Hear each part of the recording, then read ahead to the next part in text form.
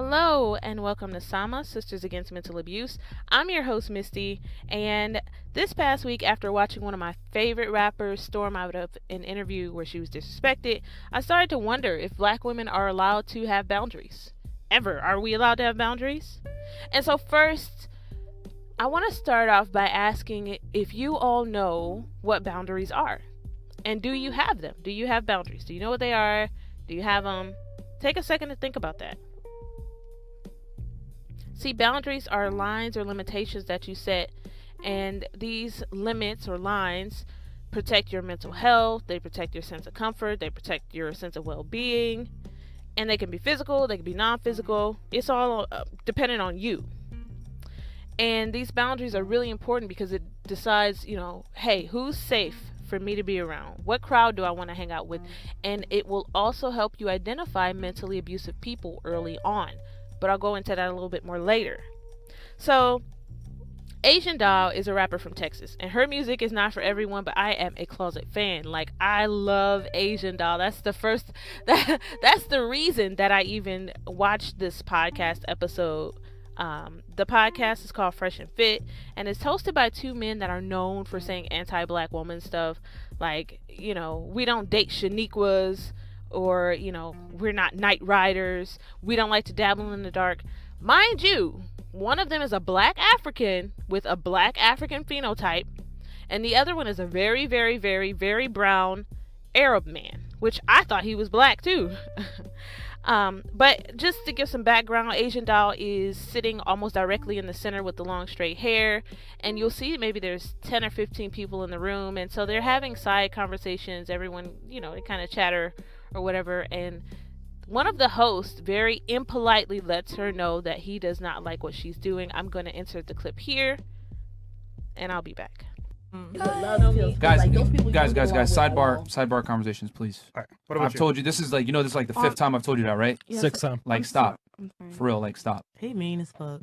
No, I'm just keeping it real, man. No, Like, but you haven't been here. he's So cool. you I don't haven't give a seen fuck about none of that shit. Yeah, it's the whole show. Come on. Yeah, she's been doing it the whole show. I'm not mean as fuck. I just have rules. Simple. All right, go ahead. It's podcast. Damn.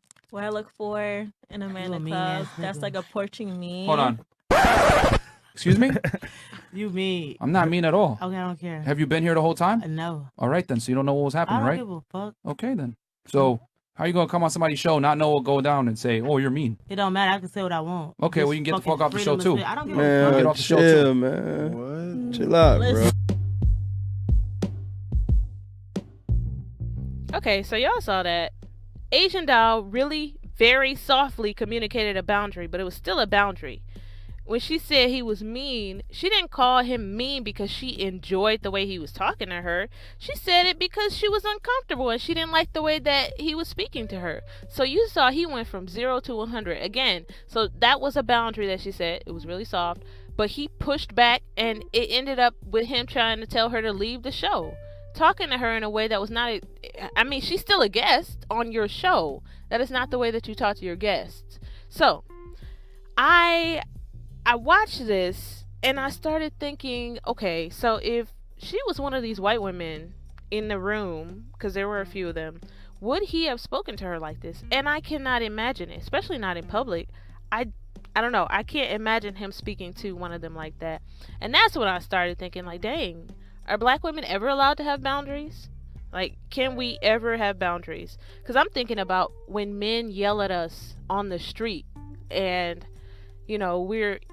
most of us are going to do one of two things. Either we're going to ignore it completely, or we're going to say not interested. So when they're yelling at you in a disrespectful way that makes you uncomfortable, you're at the gas station or something, and hey, shorty, or hey, or any of that disrespectful stuff. Hey, red dress, all of that crap that you're uncomfortable with, and then you say that you're not interested or you walk away.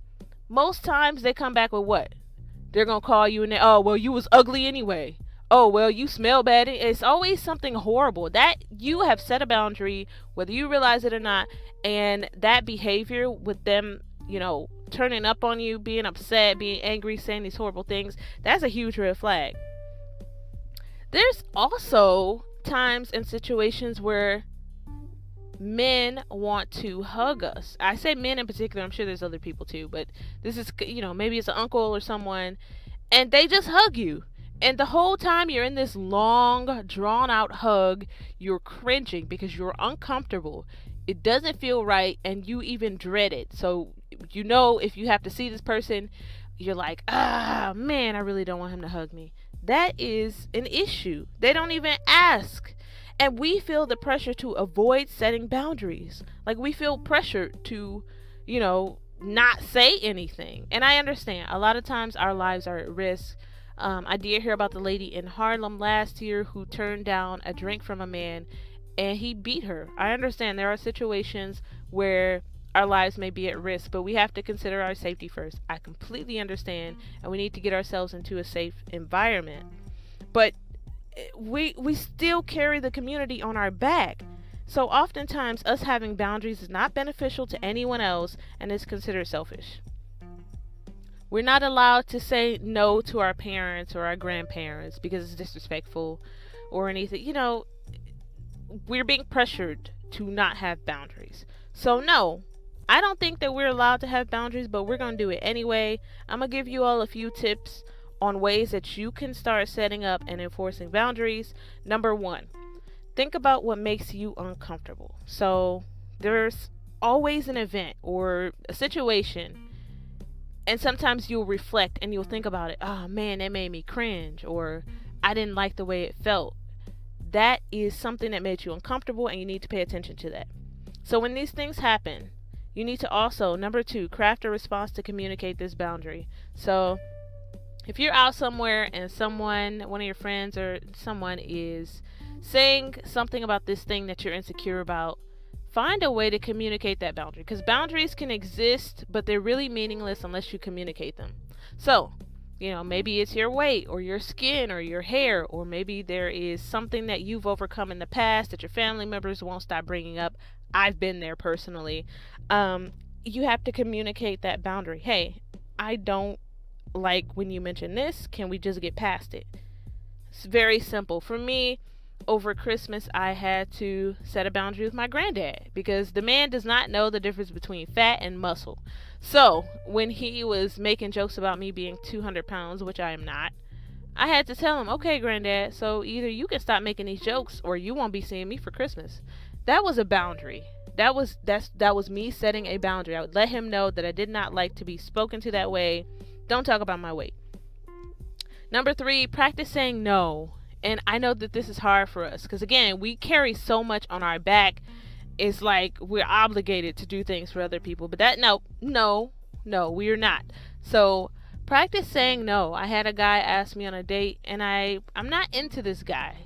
We can be friends, but I know that he's made me uncomfortable before, and I just don't think that it's a good match. Why would I spend the time going on a date with this guy and then going into another date with him and it snowballing into something I can't control and then being stressed out the whole time? So I told him no.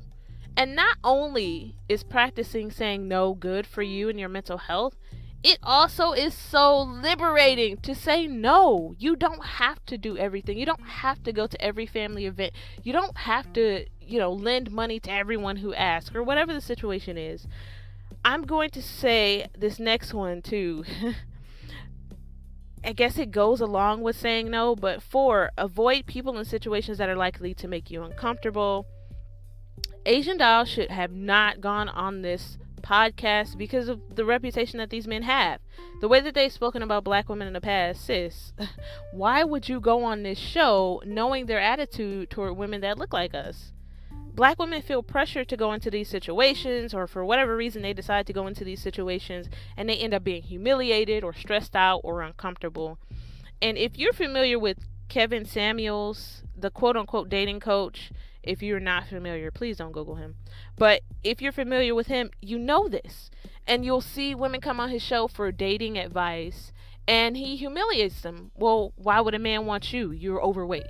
Why would a man want you? You have a child. Why, and he kind of goes in on these women. Stop putting yourselves in these situations. They're so stunned when he attacks them, but that's what he's known for. So that last one, pay attention. Like, if there's a situation where you know you're going to be uncomfortable in it, just don't even go. Just avoid people in situations that are likely to make you uncomfortable. That's all I have for this episode, but we do have some guests coming on. I'm doing some interviews in the next couple weeks. I have a few experts and I have a few survivors that I'm so excited to get on the show. Remember, if you want to share your story, or if you are a Black woman in the mental health field and you want to speak with us or be on the show, please email us at samattogethernow@gmail.com. You can find us on Facebook at Sisters Against Mental Abuse, and you can also find us on Instagram at Sama Together Now. Thank you so much for joining, and remember, mental abuse is abuse.